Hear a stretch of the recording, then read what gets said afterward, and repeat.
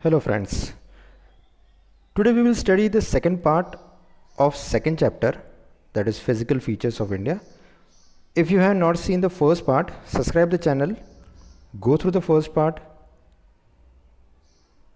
So till now we had seen about the major physiographical divisions.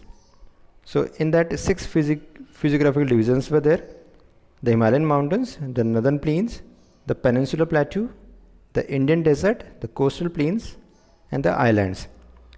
The Himalayan mountains and the northern plains we had seen earlier. Today we are going to see about the peninsular plateau. Now what peninsular plateau is? So I will show you this particular area, this whole area.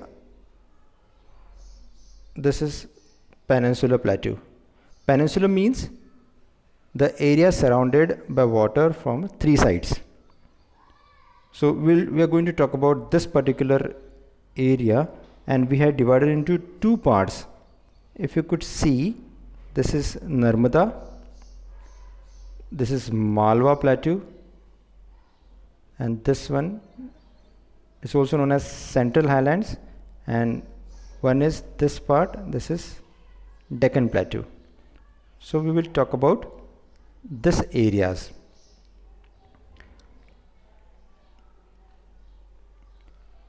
The peninsular plateau is a tableland composed of the old crystalline, igneous and metamorphic rock.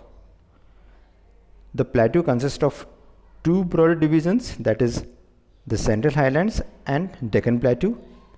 The part of peninsular plateau lying to the north of Narmada. So north of Narmada, if you could see here, north of Narmada, you could see Vindhya range, Malwa plateau.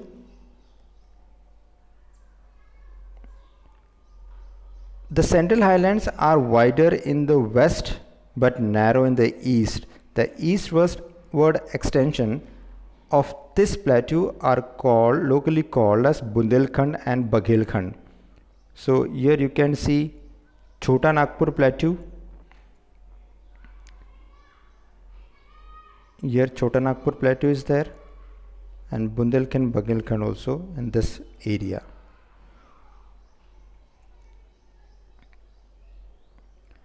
The Deccan Plateau is a triangular landmass that lies to the south of the river Narmada. So here Deccan Plateau also. So you can understand from here, this is Central Highlands, it's somewhere like that. So at the west, this is east side, this is west. So in the east side it is narrow area, and here it is broader one. And then when we talk about Deccan Plateau, this particular area comes under Deccan Plateau.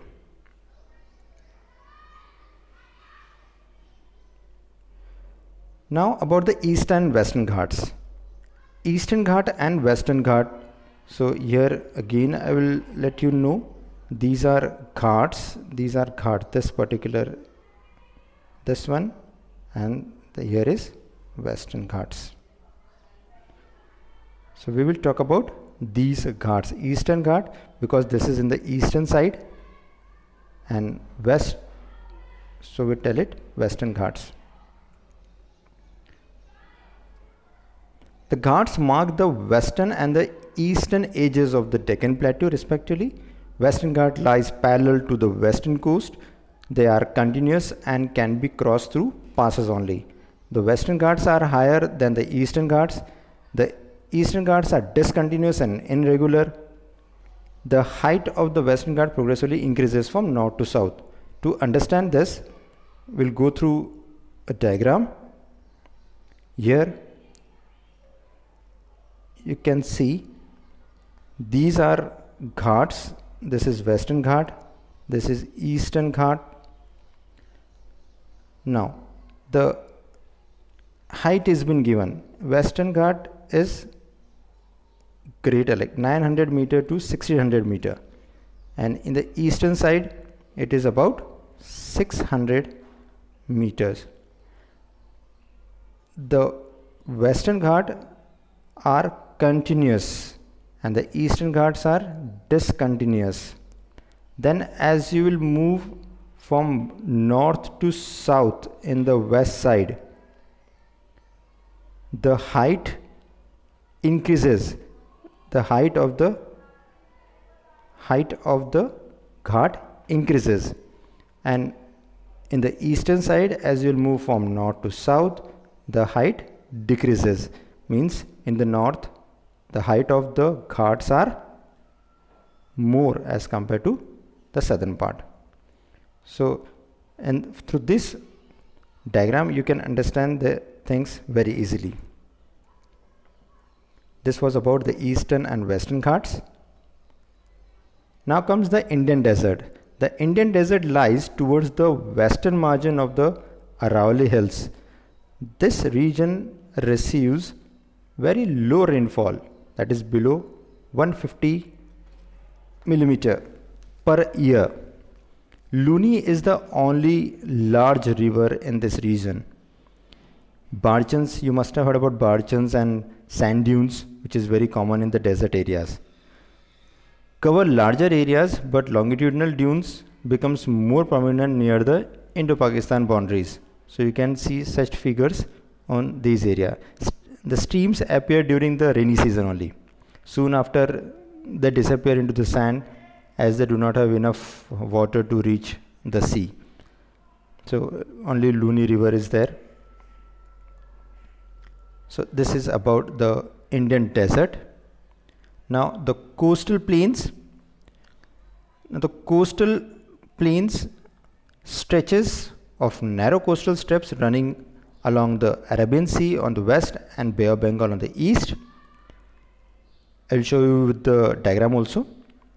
In west, it consists of three sections: Konkan, Kannada, Malabar coast, and in the northern side, it refers to northern Sirkar and Coromandel coast. Large rivers such as Mahanadi, Godavari, Krishna, Kaveri have formed extensive delta on this coast. So here you can see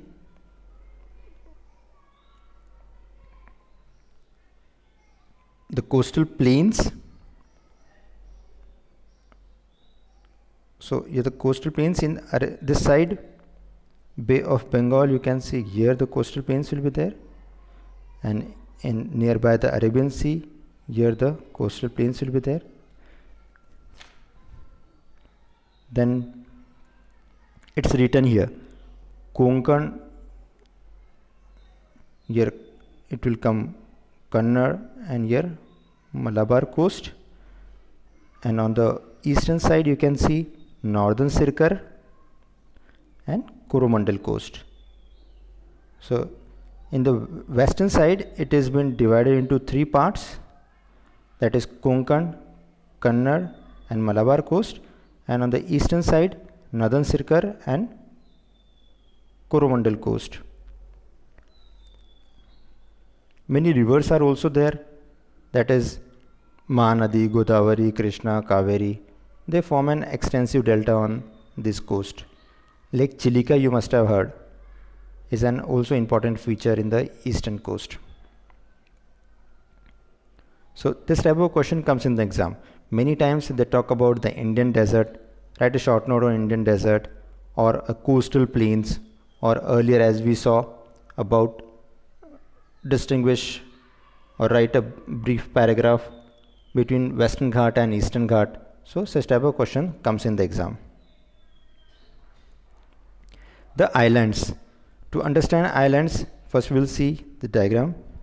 Here map you can see in the Arabian Sea, you can see here Lakshadweep islands, and at Bay of Bengal, here this is Andaman, and here Nicobar, Andaman and Nicobar islands.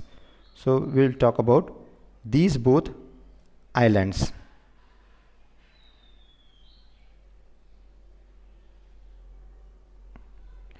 Lakshadweep Island group lying close to the Malabar coast of Kerala. This group of island is composed of small coral islands. Kavaratti Island is the administrative headquarters of Lakshadweep. The chain of the island located in the Bay of Bengal extending from north to south. These are Andaman and Nicobar Islands. The Andaman in the north and Nicobar in the south. There is a great diversity of flora and fauna in this group of islands. So till now we have gone through many different physical features of India. So it is very important to understand these physical features.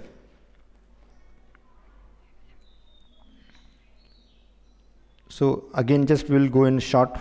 I'll just explain you that where the physical features are there. Here Himalayan mountains, then northern plain, this part, Indian desert, peninsular area, islands,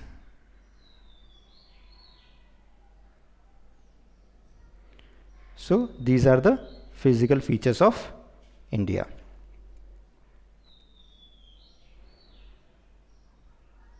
Hope you must have understood. Thank you.